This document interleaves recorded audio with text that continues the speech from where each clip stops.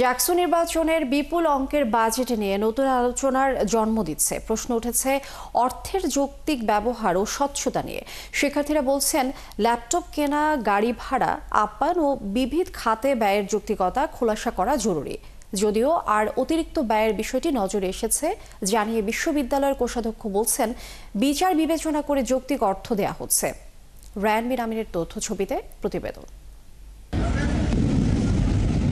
ঢাকা, রাজশাহী ও জাহাঙ্গীরনগর বিশ্ববিদ্যালয় কেন্দ্রীয় শিক্ষার্থী সংসদ ও হল সংসদ নির্বাচনের আমেজ চলছে।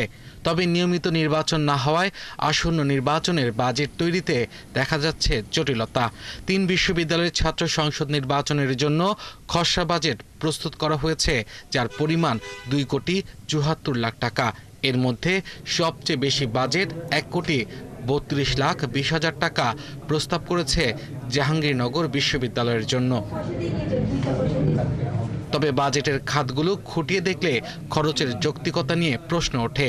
এর মধ্যে সবচেয়ে আলোচনা হচ্ছে 8,08,000 টাকা ব্যয়ে 5টি ল্যাপটপ বা ম্যাকবুক কেনার প্রস্তাব।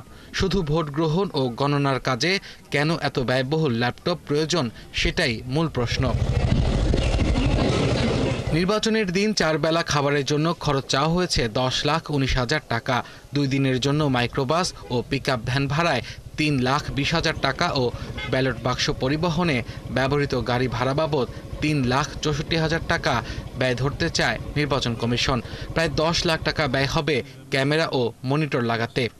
এছাড়া 21টি হলে 2টি নির্বাচনী প্রচার বোর্ড বসাতে 3,77,000, ভোটের বুথের জন্য 2,20,000, নির্বাচনের আচরণবিধি নিয়ন্ত্রণ বাবদ 1,15,000, স্টেশনারি আর টকটস আইটেম বাবদ 1,74,000, নমিনেশন ফর্ম বাবদ 1,22,000, প্রিন্টার কলম প্যাড কিনতে 1,79,000 টাকা, ভোটার ও নির্বাচন সংশ্লিষ্টদের আইডি কার্ড ও প্রিন্টার কেনায় 1,02,000 টাকা চেয়েছে নির্বাচন কমিশন। আর বিবিধ খাতে বরাদ্দ রাখা হয়েছে 5 লাখ টাকা। বিশ্ববিদ্যালয়ের ল্যাপটপ, স্টেশনারি আইটেম সহ কিছু বিষয় দিয়ে নির্বাচন পরিচালনা সম্ভব জানিয়ে শিক্ষার্থীরা বলছেন নিম্নমানের কাজ দিয়ে অতিরিক্ত ব্যয় কোনোভাবেই কাম্য নয়। আজকে প্রক্টর অফিসে দেখলাম গোপনে বুট দেওয়ার জন্য কিছু অস্থায়ী ঘর বানানো হচ্ছে। ওখানে যে কাপড়গুলো ব্যবহৃত হচ্ছে খুবই নিম্নমানের, যেগুলো হচ্ছে এলাকার একটা রিক্সা সমিতিতেও এর থেকে ভালো কাপড় ইউজ করা হয়। তাইলে এই যে সব জায়গাতে নর্মাল জিনিস ব্যবহার করার পরেও 1,32,00,000 টাকাটা আসলে কোথায় যাচ্ছে, এটা শিক্ষার্থী হিসেবে আমারও প্রশ্ন। এই প্রশাসনের ওপরে আমাদের যে আস্থাটা আছে, আমরা সবসময় এইটা আশা করি যে এই প্রশাসন চাইবে যে ট্রান্সপারেন্সির সাথে এই খরচগুলো প্রয়োজনে শিক্ষার্থীদের সামনে উন্মুক্ত করে এবং এর যৌক্তিকতা প্রমাণ সাপেক্ষেই তারা এই বাজেটটা প্রণয়ন করবে। যদিও এসব বিষয়ে কথা বলতে রাজি হননি জাকসুর সদস্য সচিব AKM রাশিদুল আলম। আর অতিরিক্ত ব্যয়ের বিষয়টি নজরে এসেছে জানিয়ে কোষাধ্যক্ষ বলছেন তারা খুব বেশি চেয়েছে এমন না। যেটুকু যৌক্তিক, তারা খুব বেশি চেয়েছে সেরকম নয়, বাট একটা যৌক্তিকতার বিষয় আছে, বেশিরভাগ ফান্ডের যেহেতু ক্রাইসিস আছে, মিনিমাম যেটুকু দিয়ে নির্বাচন করা সম্ভব আমরা সেটুকুই দিচ্ছি। জাকসুর নির্বাচন নিয়ে বিশ্ববিদ্যালয় জুড়ে উৎসবমুখর পরিবেশ থাকলেও এখন বাজেটের অঙ্ক ও খরচের ধরন নিয়ে নতুন আলোচনার জন্ম দিয়েছে। আব্দুল আল মামুন, ৭১। জাহাঙ্গীরনগর বিশ্ববিদ্যালয় কেন্দ্রীয় ছাত্র সংসদ নির্বাচনের আজকের দিনের কার্যক্রম জানাতে যুক্ত হচ্ছেন এই মুহূর্তে সহকর্মী রায়ান বিন আমিন। রায়ান, ক্যাম্পাসের আজকের পরিস্থিতি একটু জানতে চাই। এখন পর্যন্ত নির্বাচনী পরিবেশ কেমন রয়েছে? প্রচার নিয়ে প্রার্থীরা কি বলছেন? আজকের পরিস্থিতি বলতে আজকে বিশ্ববিদ্যালয় বন্ধ, অর্থাৎ ক্লাস পরীক্ষা বন্ধ, অধিকাংশ শিক্ষার্থী হলে অবস্থান করবেন। তারপরও বেলা 9:30টার দিকে কিন্তু ঢাকাগামী 4টি বাস বিশ্ববিদ্যালয় ট্রান্সপোর্ট চত্বর থেকে নিয়মিত ছেড়ে যাবে। তো ওইখানে কিন্তু সব দলই মোটামুটি আমরা জানতে পেরেছি তারা প্রচার চালাবেন, বাসের যারা শিক্ষার্থী ঢাকা যাবেন তারা।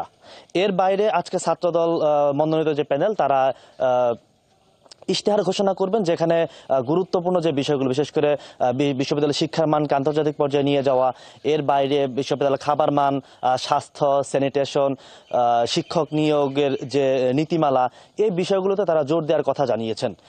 এর বাইরে এর বাইরে দুপুরের পর থেকে মূলত সবগুলো ছাত্র সংগঠন প্রচার করবে এবং সন্ধ্যার পর বিশ্ববিদ্যালয় আবাসিক হল এবং বিশ্ববিদ্যালয় বটতলা এলাকা যেখানে শিক্ষার্থীদের আড্ডা জমে উঠে আছে সন্ধ্যার পর থেকে, সেখানে তারা প্রচার চালাবেন। আগামীকাল থেকে আবার নিয়মিত যে ক্লাসরুম আছে সেখানে তারা প্রচার চালাবেন।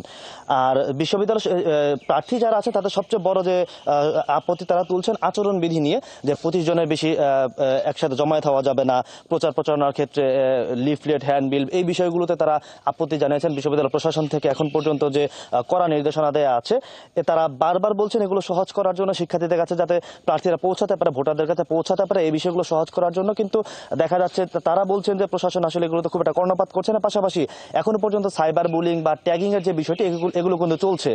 গতকালও কিন্তু বামপন্থী শিক্ষার্থীদের পক্ষ থেকে আপত্তি জানানো হয়েছে। তারা বলছেন প্রশাসনের পক্ষ থেকে কোনো ব্যবস্থা নেওয়া হচ্ছে না এবং প্রশাসন বলছে যে আমরা যদি অভিযোগ পাই সেক্ষেত্রে হয়তো তারা ব্যবস্থা নেবেন। কিন্তু শিক্ষার্থীরা বলছেন যে তারা অভিযোগ দেওয়ার পর প্রশাসন খুব একটা কর্ণপাত এদিকে করছে না। আর ডোপ টেস্টের যে বিষয়টি সেটা এখনো পর্যন্ত প্রশাসন কোনো সময় নির্ধারণ করেনি কবে নাগাদ সেটি শুরু হতে পারে। এখন পর্যন্ত এই ছিল জাহাঙ্গীরনগর থেকে আমার কাছে সবশেষ তথ্য। লিনিয়া আর রায়ান বিন আমিন, অনেক ধন্যবাদ আপনাকে। আপনি থাকুন আমাদের সঙ্গে, আমরা পরবর্তীতে আবারও বিস্তারিত জানবো আপনার কাছ থেকে। দর্শক, জাহাঙ্গীরনগর বিশ্ববিদ্যালয় কেন্দ্র ছাত্র সংসদ নির্বাচনের আজকের দিনের কার্যক্রম আমরা জানছিলাম। আমাদের সাথে সহকর্মী রায়ান বিন আমিন যুক্ত ছিলেন।